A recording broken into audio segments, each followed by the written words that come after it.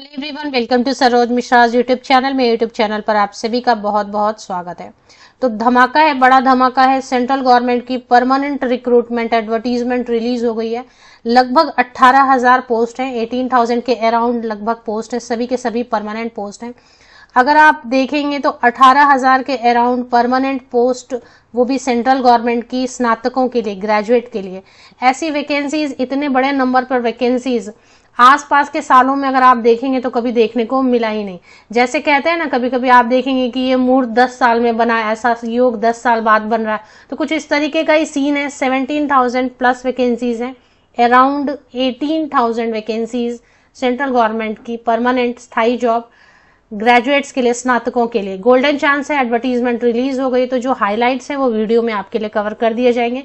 अगर आप नए हैं और आपको नहीं पता इस जॉब के बारे में तो डिटेल्स कुछ वीडियो से ले लें, और बाकी फिर आप पीडीएफ से भी, एडवर्टीजमेंट पीडीएफ से भी चेक कर सकते हैं। पोस्ट क्योंकि अलग अलग रहती है इसलिए सैलरी अलग अलग रहेगी, लेकिन 65,000 तक सैलरी हो सकती है। चलिए आगे बढ़ते हैं डिटेल्स के लिए। तो सबसे पहले एडवर्टीजमेंट में नंबर ऑफ वैकेंसीज ही देख लेंगे। पेज नंबर 3 पर जो खुद वैकेंसीज देखना चाहते हैं, there are approx 17,727 vacancies tentatively। 17,727 post हैं लगभग, जिनकी की कैटेगरी वाइज और पोस्ट वाइज डिटेल्स भी दी हुई हैं।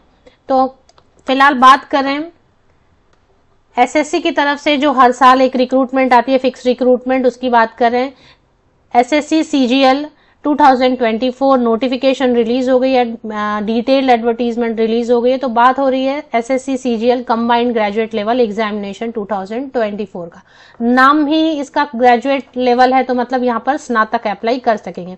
2 या 3 पोस्ट ऐसे हैं जिसमें कि कुछ खास अगर ग्रेजुएशन है सब्जेक्ट में तो वो अप्लाई करेंगे। बाकी सभी पोस्ट के लिए, जितने भी पोस्ट हैं उन सभी पोस्ट के लिए कोई भी स्नातक किसी भी विषय से, आर्ट्स, साइंस, कॉमर्स, जो भी पॉसिबल है। आजकल ग्रेजुएशन भी बहुत सारे अलग अलग स्पेशलाइजेशन में होते हैं, तो किसी भी स्पेशलाइजेशन सब्जेक्ट से आपने ग्रेजुएशन किया, स्नातक की डिग्री है, तो बिल्कुल अप्लाई कर सकेंगे। तो डिटेल्ड एडवर्टीजमेंट है, 109 पेजेस की है। कुछ चीजें तो आप खुद भी पढ़ेंगे, लेकिन हाईलाइट्स जो है वो मैं कवर कर देती हूँ। 24 जून से, आज से ऑनलाइन एप्लीकेशन शुरू होने की बात है, जो कि पूरे 1 महीने का वक्त आपको मिलेगा, 24 जुलाई 2024 तक। 24 जून से लेकर 24 जुलाई तक आप ऑनलाइन एप्लीकेशन कर सकते हैं। इसके बाद फिर last date and time for making online payment की डेट 25 जुलाई रहेगी। करेक्शन विंडो ओपन होगा, लेकिन एक बात यहाँ पे मैं करेक्शन के बारे में कहूंगी कि करेक्शन जो है ना, फ्री ऑफ कॉस्ट आप नहीं कर पाएंगे। करेक्शन के लिए कुछ चार्जेस रहेंगे, 200 वगैरह। तो फॉर्म ही इस तरीके से भरें कि करेक्शन की जरूरत ना पड़े। फिर भी अगर कुछ मिस्टेक हो जाती है तो 10 अगस्त से लेकर 11 अगस्त तक आपको करेक्शन का भी वक्त मिलेगा। कंप्यूटर बेस्ड एग्जामिनेशन होते हैं, तो एक एग्जाम होगा और एक और एग्जाम होगा, तो उसे टीयर 1 बुलाते हैं, और टीयर 2 एग्जाम। तो 2 एग्जामिनेशन होंगे, टीयर 1 एंड टीयर 2, दोनों कंप्यूटर बेस्ड रहेंगे। दोनों में नेगेटिव मार्किंग रहेगी, तुक्के नहीं मार सकते। तो जो सीरियसली तैयारी करेंगे उनका ही होगा, तुक्के मारने का कोई चांस नहीं रहेगा। सितंबर अक्टूबर में टीयर 1 एग्जामिनेशन हो जाएगा, और इसके बाद जो है दिसंबर 2024 में final exam, tier 2 exam, second exam जो है वो हो जाएंगे।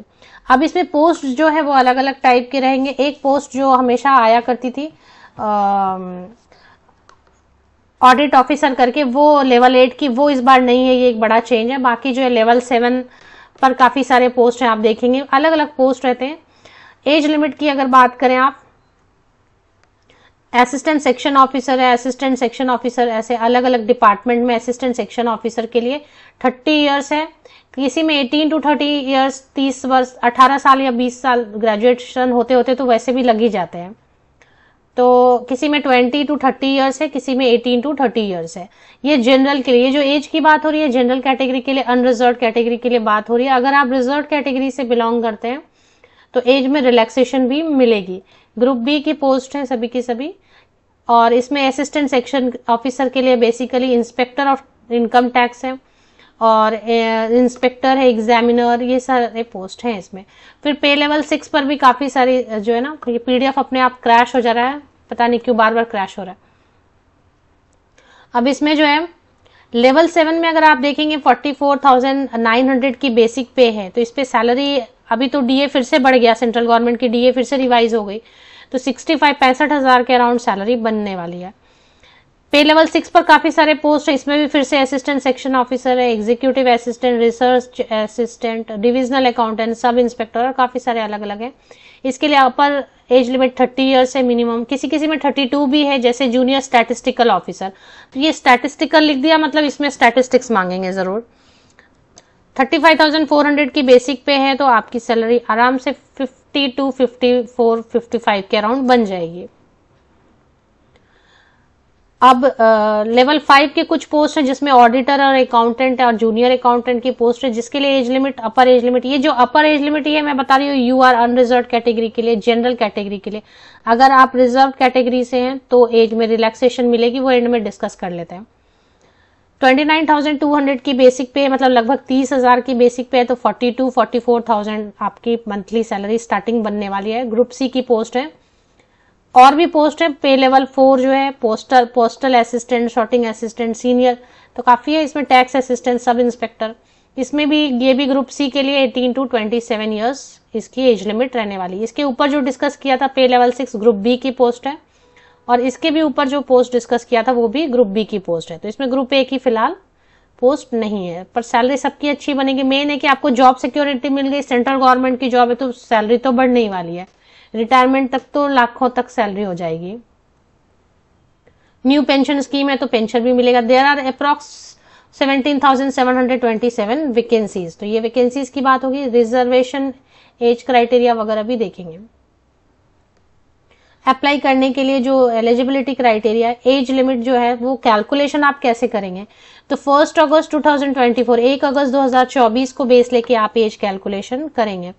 अब इसमें जैसे आपको एज लिमिट नहीं समझ में आ रहा है कि कैसे कैलकुलेट करना है, तो पेज नंबर 5 पे देखें कि जिसमें एज लिमिट 18 to 27 ईयर्स है, उसमें 2 डेट दिए हुए हैं। ये डेट के बीच आपका बर्थ होना अगर है तो आप एलिजिबल हो जाएंगे। जैसे किसी के लिए एज लिमिट 20 to 30 ईयर्स लिखी है, आपको कैलकुलेट करना नहीं आ रहा है, तो आप ऐसे भी देख सकते हैं कि क्या इन दोनों जो डेट ऑफ, मतलब ये जो ईयर्स दिए हुए हैं, ये जो डेट दी हुई है, इसके बीच आपका डेट ऑफ बर्थ अगर है तो आप अप्लाई कर सकते हैं। तो इस तरीके से इसके लिए आप पेज नंबर 5 ठीक तरीके से एज की कैलकुलेशन, बॉर्डर लाइन पे जिनके उनको थोड़ा रहता है ना कैलकुलेशन का प्रॉब्लम, जिनका बीच में है वो तो ठीक है, जैसे कि 27 आपकी एज 24 है, 23 है, तो फिर वो अलग बात है। जिनकी बॉर्डर लाइन पे उनको थोड़ा सा रहता है समझने का प्रॉब्लम, तो पेज नंबर 5 ठीक से देखेंगे तो उनको समझ आ जाएगी। एज में रिलैक्सेशन की बात भी ठीक से समझेंगे। अगर आप SC ST का, अब ये डिपेंड करता है आपके पास सर्टिफिकेट प्रॉपर है कि नहीं। सर्टिफिकेट वगैरह के लिए नीचे काफी सारे एनेक्सियर वगैरह दिया होगा, उसमें आप देख सकते हैं, तो प्रॉपर आपके पास सर्टिफिकेट भी होना चाहिए। SC ST कैटेगरी से अगर आप अप्लाई करेंगे और बिलोंग करते हैं तो आप जो भी पोस्ट अप्लाई कर रहे हैं उसमें 5 ईयर्स की ऊपरी आयु सीमा में, ये जो एज में छूट मिलती है, एज में रिलैक्सेशन मिलती है, ये ऊपरी आयु सीमा में मिलती है। तो अपर एज लिमिट में 5 ईयर्स जोड़ दें आप, SC ST कैटेगरी से अगर हैं। OBC कैंडिडेट हैं तो 3 ईयर्स जोड़ दें। PWD कैंडिडेट अगर हैं जनरल तो 10 ईयर्स, और अगर आप रिजर्व कैटेगरी से तो और भी छूट मिलेगी। एक्स सर्विसमैन को भी मिलती है। अब अगर बात करते हैं कि महिलाओं को, तो महिलाओं को अलग से छूट नहीं है, लेकिन ऐसी महिलाएं जो कि डिवोर्स्ड विमेन हैं या विडोज हैं, women judicially separated and not remarried, उनके लिए 35 ईयर्स अपर एज लिमिट है सभी पोस्ट के लिए। और अगर SC ST कैंडिडेट हैं, ऐसी महिलाएं जो विडो हैं या डिवोर्स्ड विमेन हैं या women judicially separated and not remarried, तो उनके लिए 40 ईयर्स अपर एज लिमिट है। तो महिलाओं, कुछ महिलाओं के लिए यहाँ पर छूट दी गई है। चलिए अब बात कर लेते हैं, तो यहाँ पे ग्रुप बी और ग्रुप सी की पोस्ट है बेसिकली, और इसके बाद जो खास खास चीजें हैं वो हाईलाइट है, वही कवर करेंगे कि 109 पेजेस पढ़ना या बताना पॉसिबल नहीं है। एलिजिबिलिटी क्राइटेरिया देखेंगे, एलिजिबिलिटी क्राइटेरिया कहां पर दिया हुआ है, काफी सारे एनेक्सियर्स दिए होंगे अलग अलग जिन कैटेगरी के लिए या और भी चीजों के लिए। एजुकेशनल क्वालिफिकेशन जो है ना, जूनियर स्टैटिस्टिकल ऑफिसर एक पोस्ट है, और स्टैटिस्टिकल इन्वेस्टिगेटर, क्योंकि इसमें तो स्टैटिस्टिक्स चाहिए, और research assistant in national human rights commission, ये जो पोस्ट है, ये 3 पोस्ट है, इनके लिए क्वालिफिकेशन अलग है। बाकी सभी पोस्ट, ये जो 3 पोस्ट है स्टैटिस्टिक्स जिसमें लिखा हुआ है, और एक में जो ह्यूमन राइट्स वगैरह है, रिसर्च असिस्टेंट, इसके लिए क्वालिफिकेशन ऑफ कोर्स अलग है। बाकी सभी के लिए कोई भी ग्रेजुएट आवेदन कर सकते हैं। कोई भी स्नातक, किसी भी विषय से स्नातक, किसी भी स्पेशलाइजेशन से स्नातक अप्लाई कर सकते हैं। अब अगर सवाल आता है कि आप फाइनल ईयर में हैं तो क्या फाइनल ईयर वाले अप्लाई कर सकते हैं? फाइनल ईयर वाले अप्लाई तभी कर पाएंगे इस कंडीशन के साथ में कि जो उनकी मार्कशीट आ जानी चाहिए कि वो पास हो गए हैं 1 अगस्त 2024 तक। मतलब अगर आ जाता है रिजल्ट आपका कि आप पास हो गए, अगर आपको लग रहा है ऐसा इस डेट तक रिजल्ट डिक्लेयर हो सकते हैं, तभी अप्लाई करें। तो फाइनल ईयर वाले भी अप्लाई कर सकते हैं इस कंडीशन के साथ कि 1 अगस्त 2024 तक आप का रिजल्ट डिक्लेयर हो चुका है। ग्रेजुएशन में परसेंटेज का प्रॉब्लम नहीं दिखाई दे रहा है, कोई भी प्रतिशत अंक के साथ आप स्नातक हैं तो आप अप्लाई कर सकते हैं किसी भी पोस्ट के लिए। सिर्फ अगर बात कर लेते हैं रिसर्च असिस्टेंट वाली पोस्ट के लिए, इसमें भी बैचलर डिग्री अप्लाई कर सकते हैं, लेकिन डिजायरेबल में डाला है कि अगर लॉ वाले वगैरह रहेंगे तो अच्छा रहेगा, या 1 साल का एक्सपीरियंस। ये डिजायरेबल में, नॉट मैंडेटरी। इसमें भी एनी ग्रेजुएट अप्लाई कर ही सकते हैं, क्योंकि जो डिजायरेबल होता है वो जरूरी नहीं होता, इसके बिना भी आप अप्लाई कर सकते हैं। तो इसमें भी कोई ग्रेजुएट अप्लाई कर सकते हैं, बट फिर रिसर्च रहेगा काम, तो आपको ऐसे समझ नहीं आएगा, तो लॉ, ह्यूमन राइट्स या रिसर्च में काम किया है तो अप्लाई करें।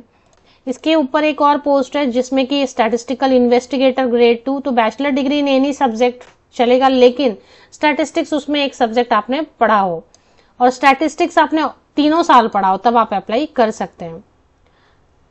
जूनियर स्टैटिस्टिकल ऑफिसर एक पोस्ट है जिसमें कि बैचलर डिग्री एनी सब्जेक्ट आप अप्लाई कर सकते हैं 60% या अबव मार्क्स के साथ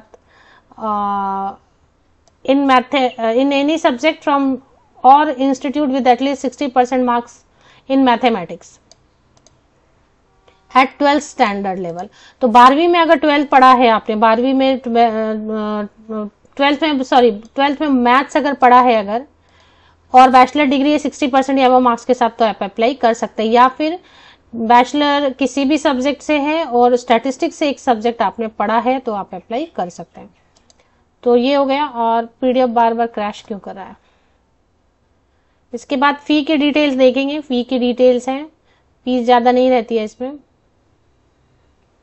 हाउ टू अप्लाई आ गया है। हाउ टू अप्लाई के लिए 1 टाइम रजिस्ट्रेशन आपको करना होगा और उसके बाद फिर जो है आप बाकी की प्रोसेस कंप्लीट कर सकते हैं।